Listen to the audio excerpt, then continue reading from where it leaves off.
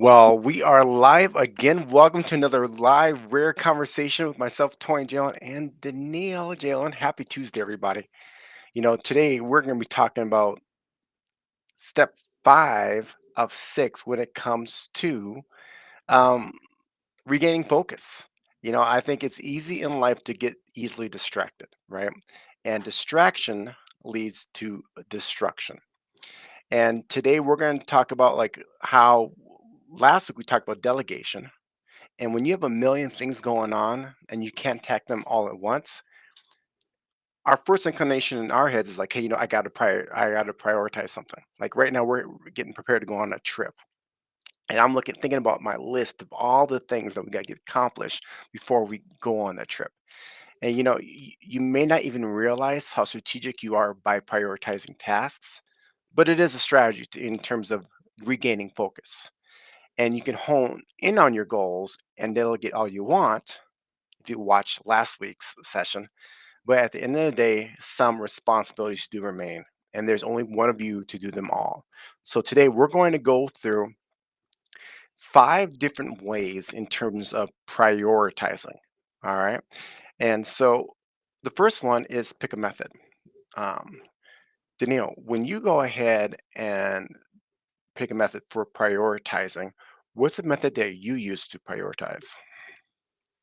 I are you referring to like me just writing out my list? Or That like could be it. I'm like, I guess that's what I do is write out all the things that I need to get done. Yeah.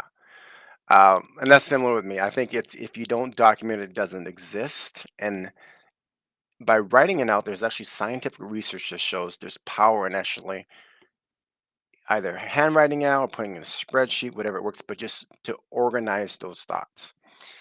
The second way to do it, and for those of you guys that are watching live either on Facebook or YouTube or Twitter, thank you for joining us, by the way. Uh, the second is to analyze your list.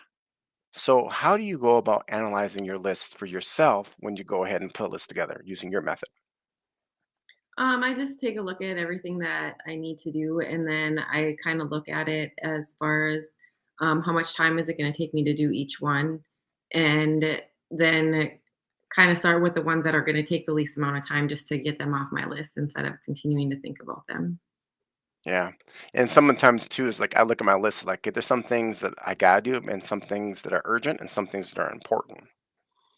So I look at like hey, it's urgent or is it important? Like, does it need my mental energy right now to put into it? And by getting it out of our head, it helps say, okay, I don't have to handle that right now. It's important, but I don't have to handle it right now. The third way, in terms of regaining focus and prioritizing, is you got to rank your priorities. And I mentioned moments ago, like some things may be urgent. That's something to really focus on. And here's what I do. I label it as a priority one, two, three, or four. Some people do critical, non-urgent, time sensitive, and not time sensitive. That's what I do. And I think you said something too. When you look at your list, you actually um, put a time by how much each activity is going to take. Yep, so I kinda look at it like, okay, like, for me, a lot of times, part of my day is getting my walk and my, um, grocery shopping or whatever done. So I, like, look at it and I'm like, "Okay, well, the walk's gonna take me 45 minutes, grocery shopping's gonna take me an hour and a half with drive time, whatever, time spent at the store and then back." So it's like, even though I don't want to go do that walk, and that comes down to a feeling. What do I feel like doing right now? So just really looking at like taking away the feeling of it and that what's going to take me, like what time is it? What time do I have to have certain things done by? And just looking at it that way. Yeah. When I do my brain dump in terms of my list, what I also like to do is I actually categorize it into different categories. Like for me, for work, I've got my call category, my email category, my appointment category, and my to-do category, and then that has subcategories in it. I literally do that every morning. I review that list, and so I'm like, oh, I need to go ahead and add that per. And then, like for what you said is. I look at how much time it's going to take for each one. And this is before I prioritize it in my day. Before I decide, okay, that's my priority one or two, I actually like, okay, how much time is that going to take? And now, then also take it through the filter bucket is this urgent or is it important? Um, and that's when the next thing is like put a number on it, you know, and then the fifth one is sort it out. I think that's an important thing in terms of sometimes, I don't know, before in the past, I used to put a big list together and there'd be days I never get the list done. And I think back to your point of, okay, once you sort it out and prioritize, like how much time is it actually going to take? I think sometimes we realize, you know what, we don't have enough time in the day, like to do it all. And I think sometimes it's hard being okay with that. I don't know. How about you? Yeah, it can be hard to do that and to realize, like, there's certain things I have to do every day, and there's certain things that can get done within the week, and understanding, or in the next month, or whatever it is, like understanding like what those are. And when you see them all and the things that you feel like you're so overwhelmed and having to get done, that if it's out and laid in front of you, it makes it a little easier to understand, like, what, this feeling of everything has to be done right now isn't that way. Well, and that goes back to the point of just writing things out. I think because, when we have all these things in our head and we don't write them out, it's like this going all over the place. And I think that causes also inaction because we don't have clarity around what we got to do. Um, and I think another thing is too is like, we store it out, but there's also a principle called the Pareto principle. And we've all probably heard the Pareto principle sometime in our lives, the 80-20 rule. And this says that 80% of your results come from 20% of your work. In other words, you can get a lot done in a little time as long as it's the right time and you're motivated, inspired, and ready to get it done. So, like to tap into that 20%, you have to do some self exploration to find out what works best for you. And what do I mean by that? Like in terms of like doing certain activities during a certain time of day. What do you find best for you in terms of like the activities that are the tougher activities? What time of day do you find it best doing it for that best for you to do it? For me, most of my stuff I try to do at late morning to mid afternoon, just because that's when I feel like I have the most amount of energy and focus. Early in the morning, I feel like I'm more focused on our family and the things that need to get done for that. And then I have like my time where I can focus on me. And then again, it shifts to back to our family and the things that we have going on in the evening. So I feel like for me, my most focused time to be able to get things done is that mid morning to mid afternoon. Yeah, I don't know if it's Jeff Bezos who was, I think it was, he scheduled his most important meeting of the day at 10 a.m. Like the most important day of their whole calendar for whatever's on the agenda. Like, okay, if it's important, 10 a.m. because he felt that's when he was the most awake. I think for me, similar to you, like from 8 o'clock to 10 o'clock, I typically like to take care of like work stuff that has to be done, and then like 10 o'clock to 2 o'clock, okay, that's revenue generating hours for me. Like, what can I do to move the needle? And I like to honor that time. And I think that's an important point that you brought up. You actually have time for you. And I think it's easy for a person not to do that, especially when they're in the pursuit of something. They're running a business, they're running a household, whatever it may be. Like, have you found a difference between the times you actually dedicate time for yourself versus when you don't? Yeah, because I think when I put that off and I try to do some of those things, then when we're all home at night, it's like it doesn't get done, just because I just feel when we're all together as a family, that's like important time that we don't always get. And so I feel like my attention needs to be there versus even us working out in the evenings. Like I don't feel the same intention behind my workouts and intensity because I'm focused on being able to have a conversation or talk about different things because we're together. So I feel like to be able to have that more focused time on myself and to really think about it like that it is my midpoint of my day there because I'm up at 4:45 every day. So by 2 o'clock in the afternoon, it's almost bedtime, like that's a big part of my day. And so like it's that part of my day. Like some people, it may be noon to 6 o'clock that they're the most focused, depending on when they're getting up and have their time. Yeah, but I think the point is that you've got to make sure you make you time too. Right. Like that, we're talking about priorities right here. Like that's a priority, and I feel the same way too. Because there's some days, and even though I'm in control of my calendar, like no one, like there's certain things that someone else is asking me for my time, but for the most part, I control when I do things. And there's some days which I'm like nonstop, back to back to back to back, and the only one to blame is myself. And I didn't schedule in that workout. I didn't schedule in my reading time during the day. And I think it's so important as a priority to have that reset time in your day, like to disconnect from electronics, to disconnect from your email, to disconnect from text messaging. Because sometimes you just need that time. Like I know when I get home at the end of the day, if I had my nonstop days, like as much as I want to get around family around a little bit, I have to go ahead and just take my time. Because otherwise, not going to have that time, even though I'm taking that time with family, if that makes sense. Mhm. Um, Another thing is you can use productivity tools in terms of prioritizing. What are some tools you use, and it could be as advanced or simple as you want to share, to prioritize things? Um, I don't know that I use a tool other than just writing it out. Yeah, pretty similar to that. Like for me, I do color coding. Actually, I have my little sheet right here for my color code for my calendar. What is what in my calendar, so I can look at things at a glance. I use my notes app on my phone, like today's desired outcome, the date in it, and my plan. So actually, I can look back. Oh, okay, and then I do a reflection at the end of the day to unpack my day. So that's a productivity tool. Another productivity tool, if you have an iPhone, if you have an iPhone, there's a setting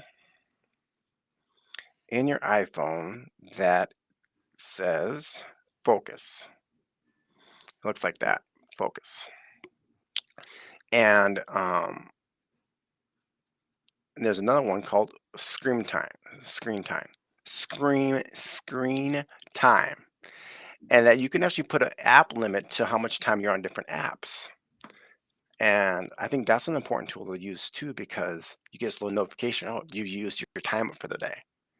And sometimes we want to push ignore. I've done that before, like ignore that limit for the day. But that's another productivity tool that's helped me. And I think another productivity tool is um, have an accountability partner. Like one of the things Danielle and I would do, like I'll ask her, so what's your plan for today?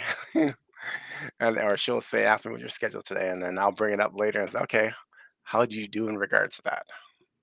Because it's easy to say we're going to do something and not do it unless someone is checking in with us along the way. Um, I think the final portion of this is planning.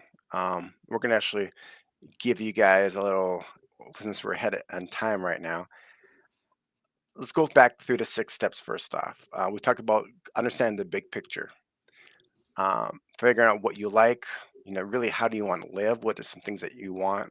We talked about assessing, um, like checking out your focus, signs that you're focused and signs that you're not focused.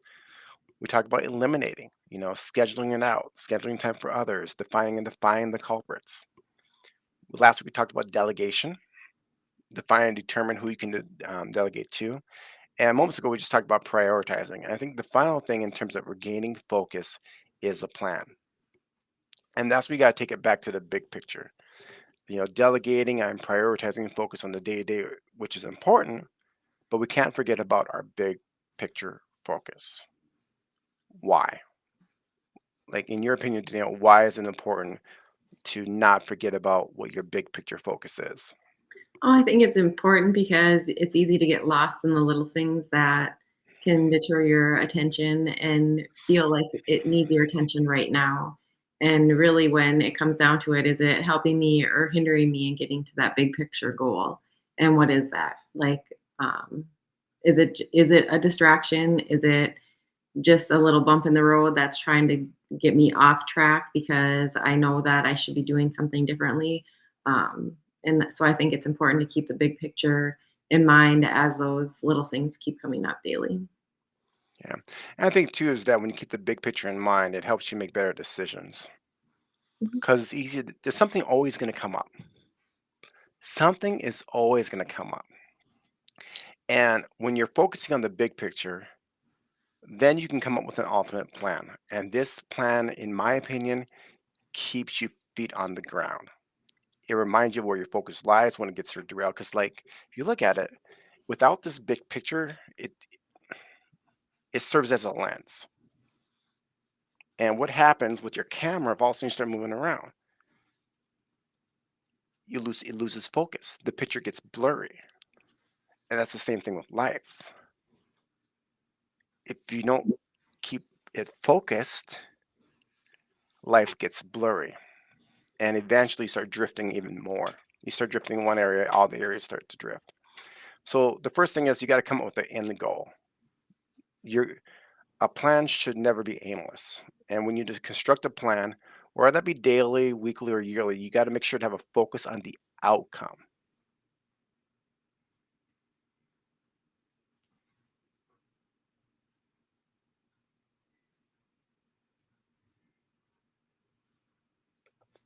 Oh, did you hear And what I said?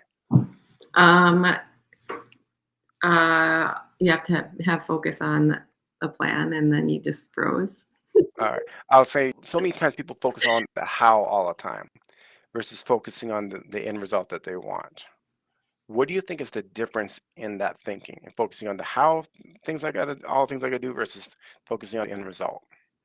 Well, when you focus on the how, it helps in a way to get to the end goal just because you're focusing on the tasks that are going to get you there, and it keeps you focused on what that end goal is. Like if you know the things that you need to do to get there and then you focus on those, it makes it easier to not like when something else comes up, well, that's not part of how I'm going to get there. So um having those steps in place is important.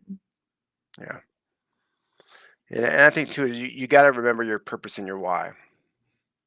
Every plan you make should come back to your purpose. If your purpose is to, be the best spouse, your plan should revolve around that. If your plan is your to purpose is to be, um, you know, healthy, your plan should revolve around that. Your focus is only as good as your defined purpose. So I think it's important to keep that in mind. And then finally, is just really, you just got to create a list of actionable items. Yesterday we were at the gym, and in the locker room, there's a scale.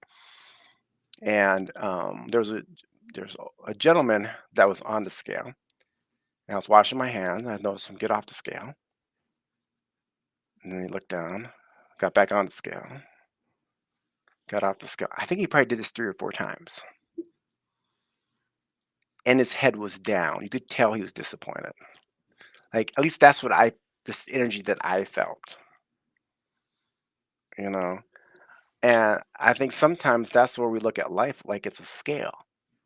And we'll jump on it for a moment and we're like, oh, we're not where we're at. And we'll hang our head down and we'll get disappointed. And that may sometimes discourage us from taking that next actionable item, right? Because we're not where we want to be. And to understand that change is automatic, progress is not. And that's why it's so important to live a life of intentionality because I don't know the conversation that was in his head. Well, I did know that I'm like, dude, like you've been on that scale 3 times. It's not changing because you're not taking anything off, right? He was fully clothed, like that. That's not changing in time. So unless you like take like big air breath, I don't know. But I can feel what he was feeling, right? And I think a lot of times is that people want something and they don't have clarity around what they got to do it. And sometimes you just simply just don't know. But at least if you have a plan, you have something to measure it by. And I look at my goals from the first year, part of the year. I'm like, there's some of my vision board, we're on pace, kicking butt, taking names. And then there's other parts I'm like, what? I'm not where I'm at. But because I wrote down a starting point, I wasn't as frustrated. Like, wait a second. Okay, this is where I started. I may not be where I'm wanted to be at this point, but I've still made progress. And that alone gave me confidence. So as we close up here, well, we're finishing up. We're actually, who those of you guys who joined us live, you're getting an extra bonus here today. We're actually ahead a week. And we'll probably do a full recap here next week in regards to everything. But as it comes down to regaining focus, they say what you focus on expands, and what you give is what you give energy to. What would you say is some final thoughts from your side of things, Danielle?